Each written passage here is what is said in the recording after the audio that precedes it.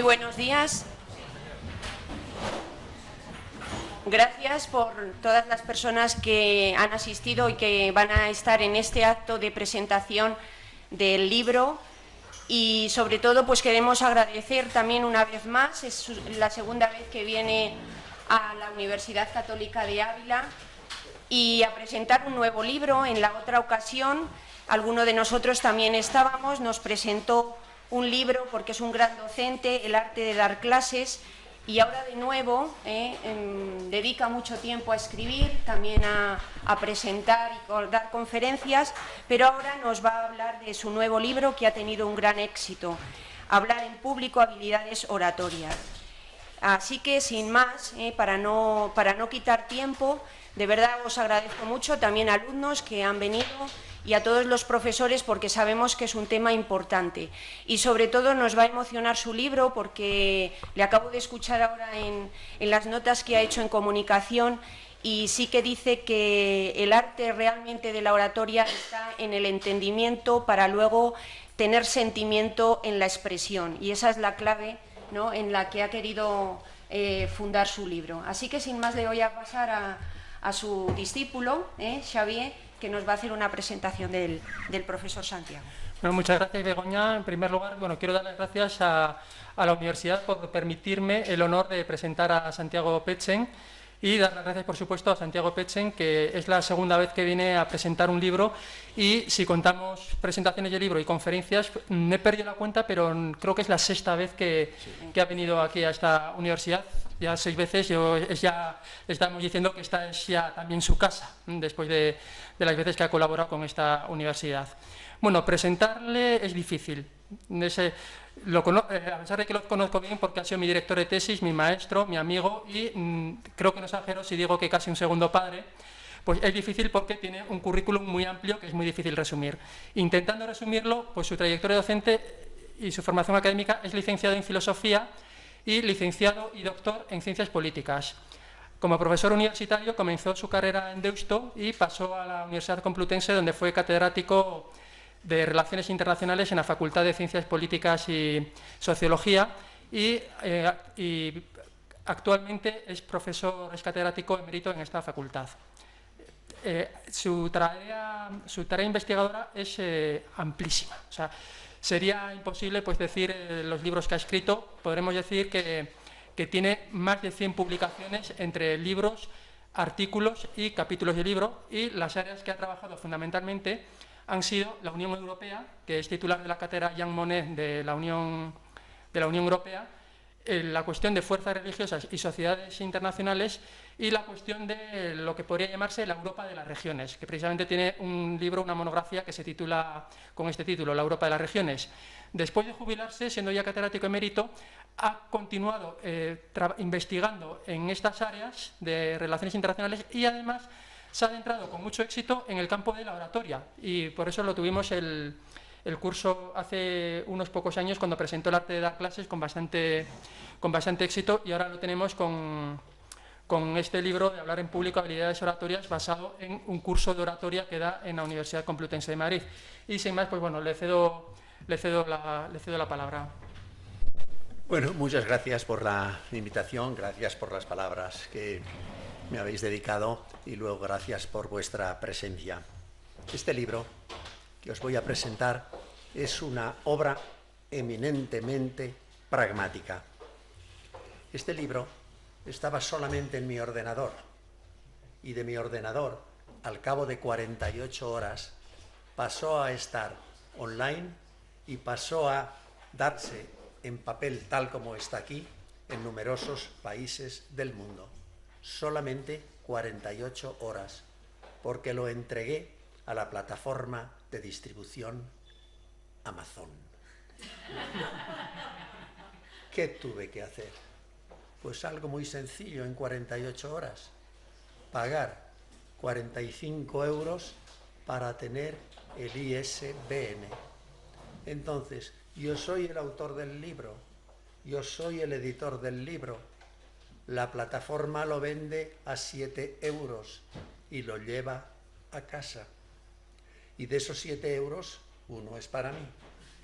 Si yo vendo 20, tengo 20, pero si el que consiguiera con un libro parecido a este 1 millón de ejemplares, le tendrían que ingresar 1 millón de euros. Y luego otra cosa también práctica, yo puedo cambiar el libro todas las veces que quiera, cambiar un párrafo, cambiar una línea, hacer una nueva edición, hacer modificaciones, incluir, suprimir. Es un modelo perfecto de la venta directa del productor al consumidor. Si queréis hacerme al final preguntas a raíz de eso, con mucho gusto, con mucho gusto. Pero ese sentido pragmático lo doy también de la edición, lo doy también al contenido del libro, al hablar en público, a esas 7 partes, tiene 7 partes. Las 2 primeras responden a la definición de Demóstenes de oratoria, lógica candente. Una primera parte, el entendimiento, y otra segunda parte, la emoción.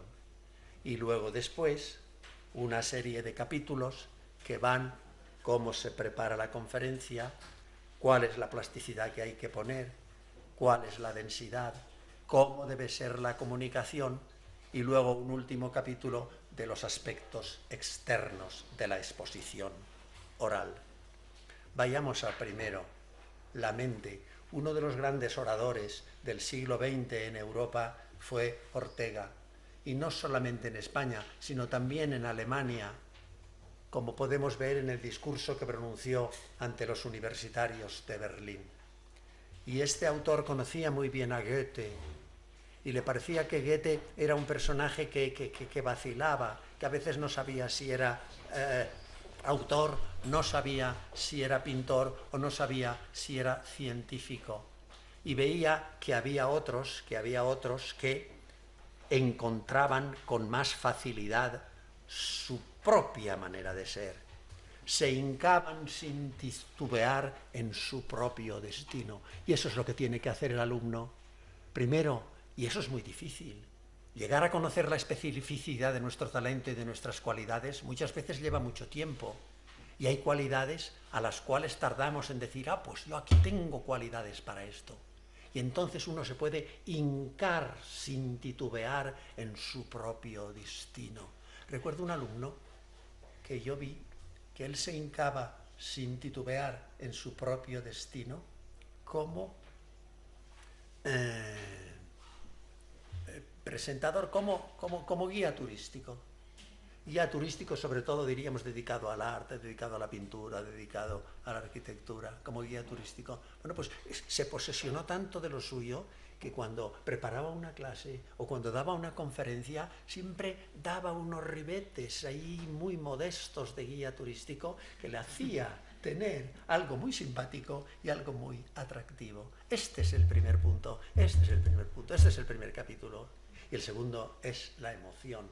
¿Y la emoción en qué aspectos? Hay aspectos muy largos, pero yo solamente voy a mencionar 2. El primero es el tener la palabra como un placer. El placer de pronunciar la palabra. Y eso es tan importante. En un principio, para uno mismo, y después, para los demás. Y después, al final, ¿dónde podemos llegar? ¿Dónde podemos llegar? Pues podemos llegar a ser alumnos de una escuela de arte dramática. El que quiere hablar en público, aunque sea un breve tiempo de su vida, tiene que ser alumno de la escuela de arte dramática. ¿Y cómo lo consigue yo con los alumnos? Haciéndoles memorizar El ciprés de Silos de Gerardo Diego. Cuando ese perdido caminante que va por las riberas de la Arlanza tiene una visión, un árbol vertical, el ciprés, señero, dulce, firme, y se produce en su interior una transformación. ¡Qué ansiedad de sentir, de diluirme y ascender como tú! Entonces, bien fundamentadas esas 2 columnas, la columna del entendimiento y la columna de la emoción, pasemos a los datos más concretos como puede ser, por ejemplo, la preparación. Hay varios tipos de preparación, pero a mí me gusta mucho la preparación informal. Cuando uno está pensando en la clase que tiene que dar o la conferencia que tiene que preparar. Y eso es lo que hace, eso es lo que convierte al profesor y al orador en pensador. Por lo tanto, eso no se puede desperdiciar. Hay que trabajar en ello. Y lo mismo sucede con las partes. Nunca hay que preparar 1 hora o 50 minutos de clase o de conversación como un conjunto. Hay que dividirlo siempre en partes. Y una vez dividido en partes, una 10 minutos, otra 20 minutos, otra tal vez 15 minutos, otra tal vez 5 minutos. Y preparar separadamente cada una de las partes. Y cuando uno ve, en algunos uno estará más flojo, pero cuando uno ve que en esa parte de 15 minutos lo ha preparado muy bien y va a tener un éxito, toda la charla se convierte en un verdadero éxito. Y así, por ejemplo, nos vamos después a la plasticidad.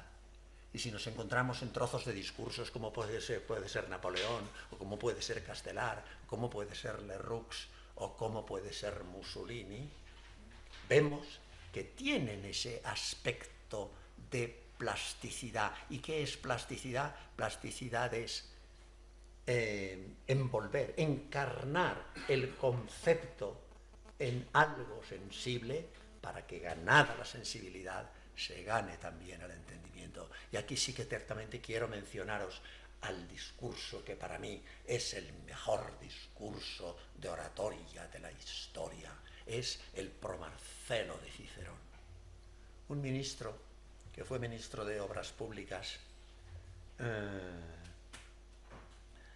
contaba que cuando era adolescente en el colegio le habían hecho aprender de memoria el discurso de Cicerón, Diuturni silenzi patres conscripti. Y también hay otro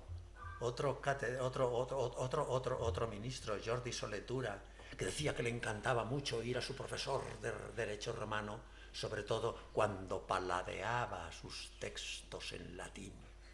Y así fue Cicerón, que ciertamente delante de César, a César le decía: es verdad, he estado callado durante mucho tiempo.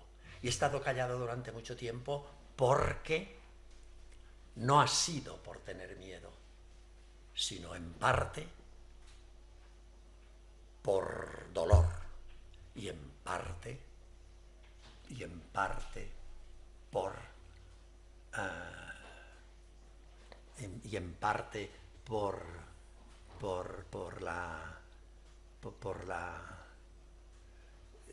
fin, este es su discurso: partim dolore, partim verecundia, en parte por dolor, en parte por vergüenza. ¡Qué discurso tan bello!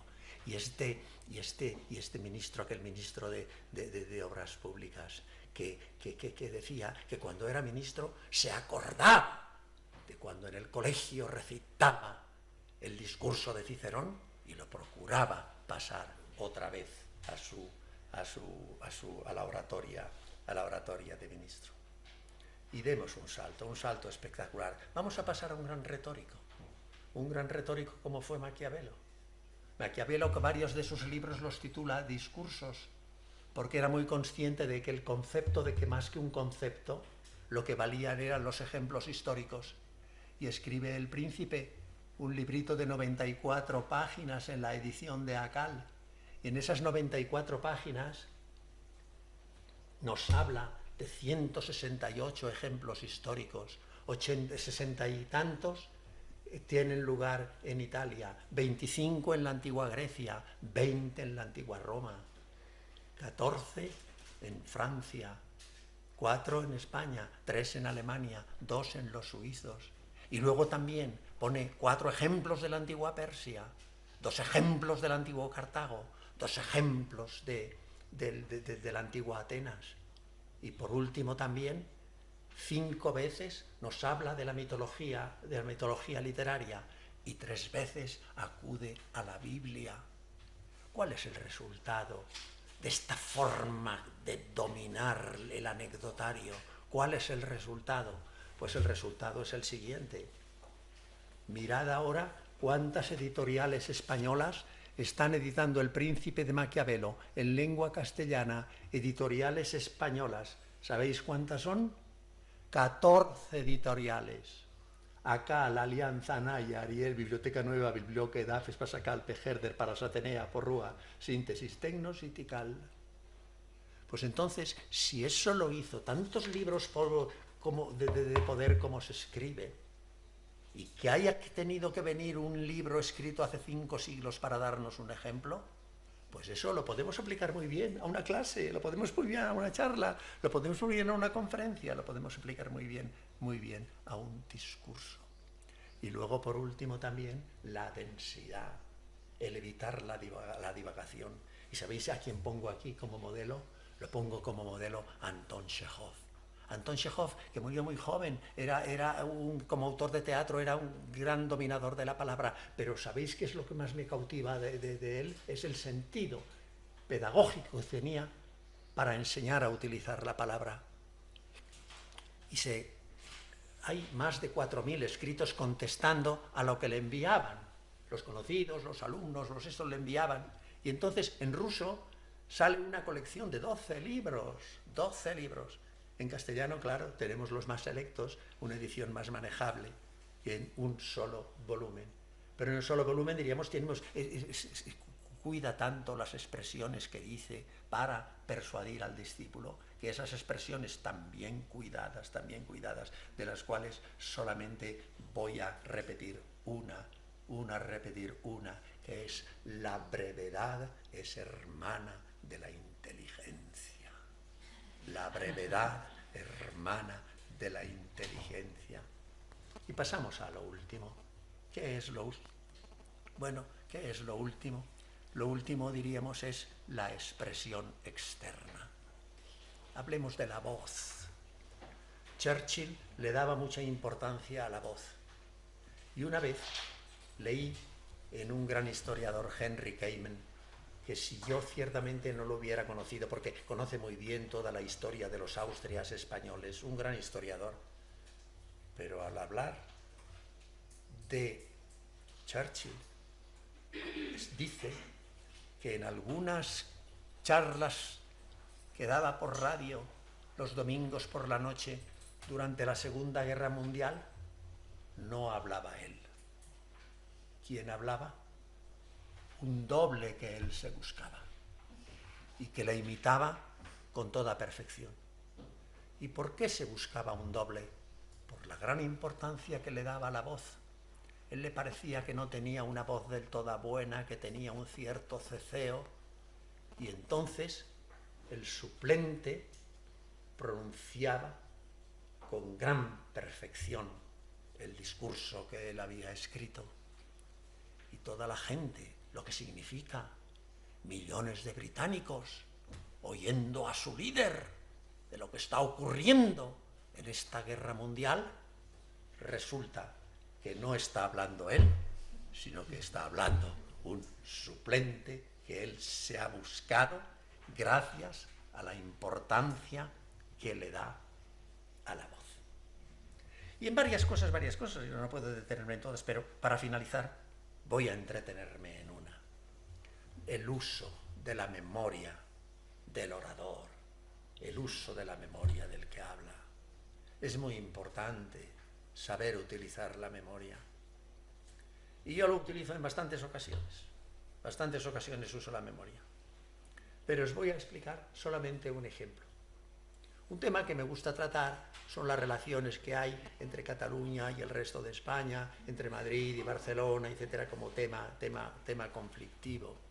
Y sobre todo cuando hablo en Barcelona, lo digo con una verdadera fruición, que el que mejor ha escrito sobre Barcelona, el que más alabanzas ha propinado a Barcelona, es un madrileño. ¿Quién es este madrileño? Miguel de Cervantes.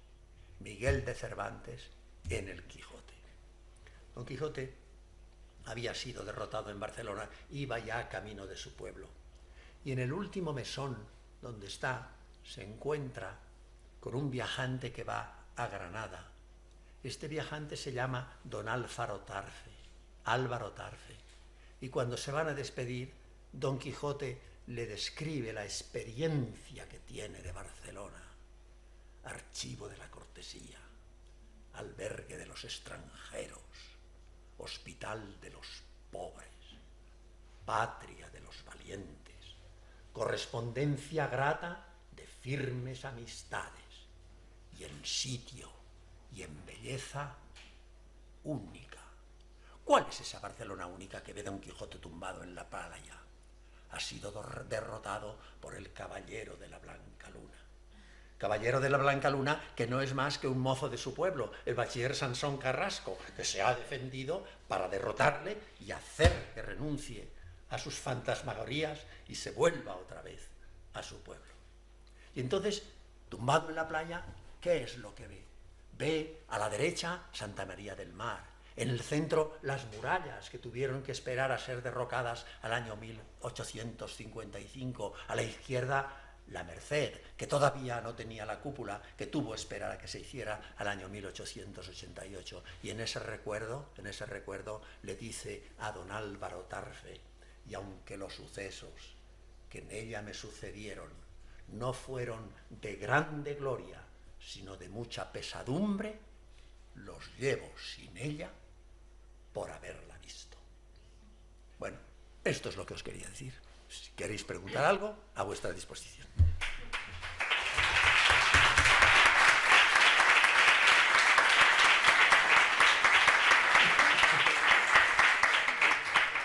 Bueno, muchas gracias por demostrarnos las habilidades oratorias.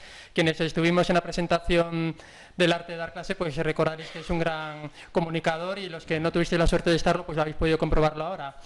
Antes de dar la palabra, si se me permite, muy brevemente, quería decir que yo me he hecho con el libro para esta presentación, y bueno, es recomendable pues tanto para el profesorado, también para los alumnos, para cuando se os piden el trabajo, si os piden los profesores que tengáis que exponer un trabajo en clase, pues bueno, también viene bien la oratoria.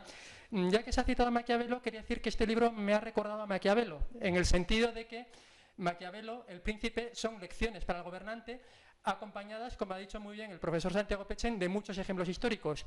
Pues este libro es más o menos lo mismo, es un libro de lecciones de oratoria para cualquier orador, acompañadas de muchísimos ejemplos históricos de oradores, del pasado y del presente, desde Demóstenes pues hasta oradores de la actualidad, de periodistas, de políticos, de profesores, de todo un poco. Y bueno, ahora pues sin más voy a ceder la palabra si queréis hacer alguna pregunta. ¿Sara? Bueno, quería dar las gracias al profesor Petre porque hace que no solo él tenga el placer de la palabra, sino que también nosotros tengamos el gusto de escuchar.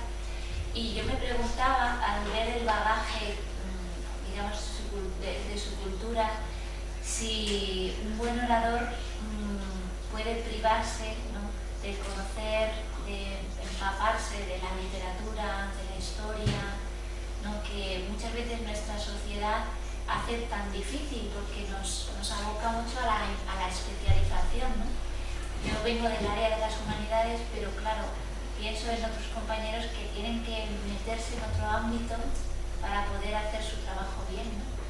Entonces, ¿está restringido el arte de la oratoria a los que somos especialistas, digamos, en el ámbito de las letras, o puede ser para todos? No, es para todos. Y esto, la respuesta a esa está en el capítulo primero. El capítulo primero, donde uno de los apartados es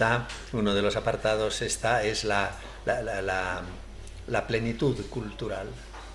La plenitud cultural. Pero hay que entender muy bien el concepto de plenitud cultural. Recuerdo un académico de la historia que me decía un hombre francamente eminente, su obra completa son 23 volúmenes, ya falleció hace unos años, me decía: cuando un director de tesis dirige una tesis, al cabo de 15 días el alumno sabe más que él. Al cabo de 15 días. Y esto es obvio.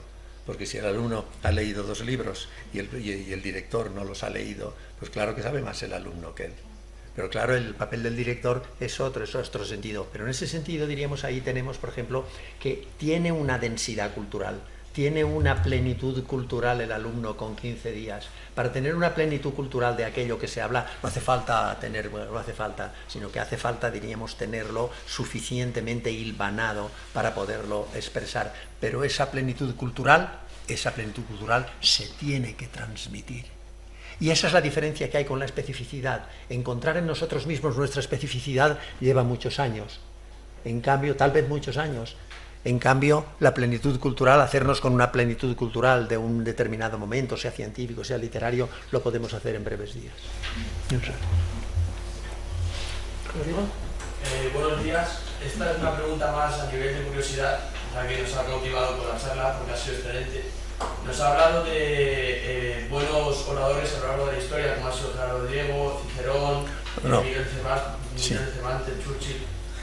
A día de hoy, ¿existen oradores buenos y cuáles serían? Bueno, yo ¿a quiénes he puesto aquí? Pues ¿sabéis a quiénes he puesto? Aquí he puesto, el que he puesto es a Pablo Iglesias. A Pablo Iglesias le he puesto. ¿Por qué? Porque tiene algunos párrafos. Los que yo he seleccionado son algunos que ciertamente son maestros. Y a la hora de compararles con los otros, he visto pues que él aventaja. Pero a él le he dicho los grandes defectos que tiene. Pero no por eso voy a dejar de poner aquí en mi libro algo que me parece a mí que es una cualidad de su persona y de su capacidad oratoria. Entonces aquí, hablando un poco de la voz, me he dedicado con distintos oradores a medir el tiempo que tardan, cuántas palabras pronuncian por minuto. Y aquí, por ejemplo, Carrillo, el famoso líder comunista, o Blas Piñar tienen unos discursos donde no llegan a 90 palabras por minuto, son de 80 a 90 palabras. ¡Qué sensación de solemnidad! En cambio, otros, por ejemplo, que se van, claro, si uno como Víctor Kuipers quiere dar una sensación de trepidante, entonces sí que tiene que utilizar 230 palabras por minuto. Pero es que hay otros, por ejemplo, que utilizan más de 200 palabras por minuto. Yo digo, ¿y por qué estarán utilizando tantas palabras por minuto? Pues porque no saben lo que hacer. Porque no saben lo que hacer. Si supieran lo que hacer, ya me dirían muy bien y no se dedicarían. Desde luego, ciertamente tienen unos párrafos. Blas Piñar, podéis verlo, ahí está, ese discurso que tiene el día 18 de julio en Aranjuez, que es ciertamente majestuoso. Y eso que era un notario de Madrid. Era un notario de Madrid. Además, un buen notario, porque ganó la plaza por oposición. No esperó a que el escalafón le aumentara, sino que se presentó a unas oposiciones y pasó delante de todos los demás. O como Carrillo, que estaba, por ejemplo, en la Plaza de Toros de Alicante, cuando la transición, y había unos que, con las banderas tricolores, decían: España, mañana, será republicana. Y Carrillo, que hablaba lentamente, calla. Y por un momento de silencio dice: si España mañana es una república y los dirigentes de esa república son aquellos que están chillando allí, qué poco va a durar esa república. Banderas abajo, nadie se atrevió a volverlas a levantar. Pero fijaros, él no dijo, no les increpó ni nada, no, solamente les dijo que si vosotros algún día mandáis, qué poco va a durar esa república.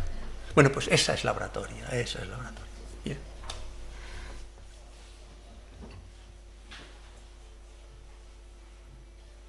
Bueno, pues parece que ya está, ¿no? ¿Hay más preguntas? Muchísimas gracias. A lo mejor sí que nos encontramos con la situación actual de que muchos estudiantes, pues como están ya más acostumbrados a la tecnología, tienen como frases muy cortas, que no son como las que acabamos ahora mismo de escuchar, sino que es otro lenguaje, y algunas veces pues eso, no, los discursos o no los siguen o no son capaces, y bueno, cuando se les hace entender lo importante que es la oratoria, pues dicen que es que no se les ha enseñado correctamente, que ahora ya nuestro plan de estudios del DGB facilita menos todo esto. Dos preguntas entonces. ¿Cómo podría ser mejor la formación de oratoria desde los alumnos, incluso en secundaria y en primaria? Y luego, ¿cómo enfrentarnos nosotros los profesores docentes también a ese otro ritmo de agilidad, frases cortas, de que no quieren tanto escuchar ni discursos largos? Bien, pues sí, con respecto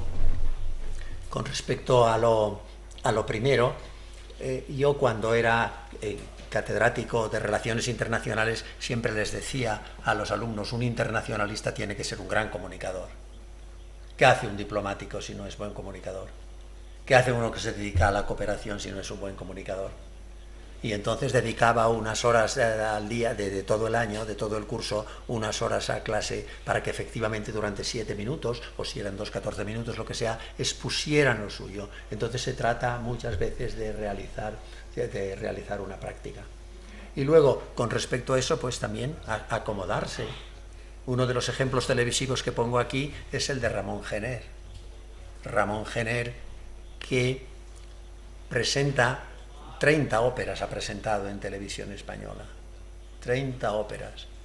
Y algunos párrafos son siempre los mismos, repite el mismo párrafo, pero otras veces cambia.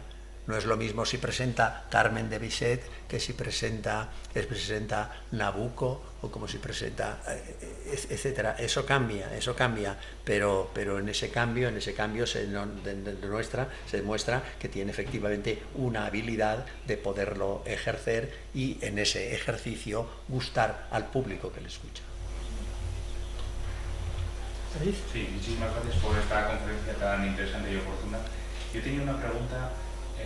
La tecnología, bueno, pues no para de avanzar y ahora normalmente en las clases, pues los profesores utilizamos normalmente PowerPoints o otro tipo de medios audiovisuales complementarios y también las conferencias. Entonces, yo le quería preguntar si es adecuado o no para una buena charla o conferencia y si es adecuado utilizar estos medios, qué características debería tener una buena presentación. Bien, muy bien. Aquí el ejemplo que pongo como un gran ejemplo es Elsa Punset.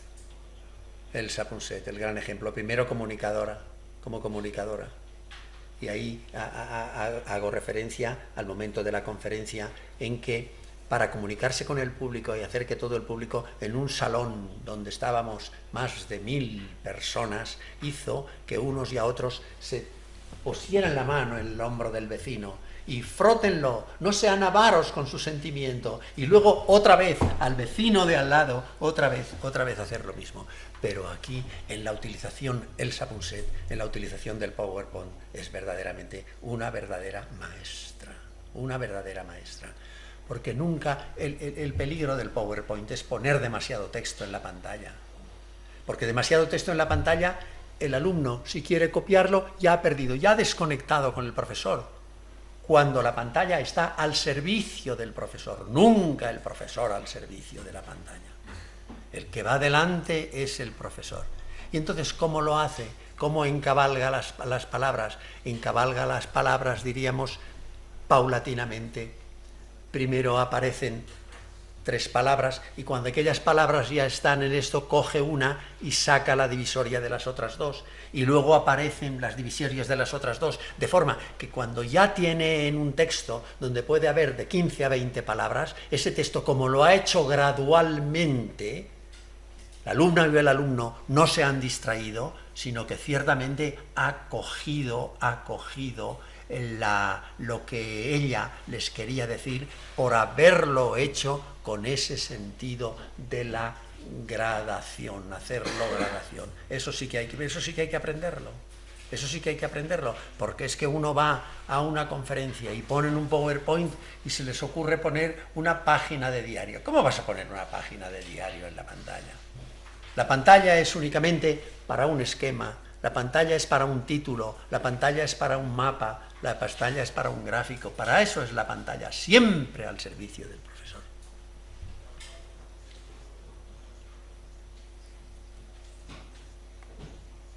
¿Alguna pregunta más? Bueno, también la cuestión del PowerPoint se trata bastante bien en el libro del arte de dar clase que se presentó aquí también, en esta misma sala. ¿Alguna cuestión más? Bueno, pues muchas gracias, compañeros y alumnos, por vuestra atención y Bueno, gracias por haber venido. Muchas gracias. Gracias a vosotros.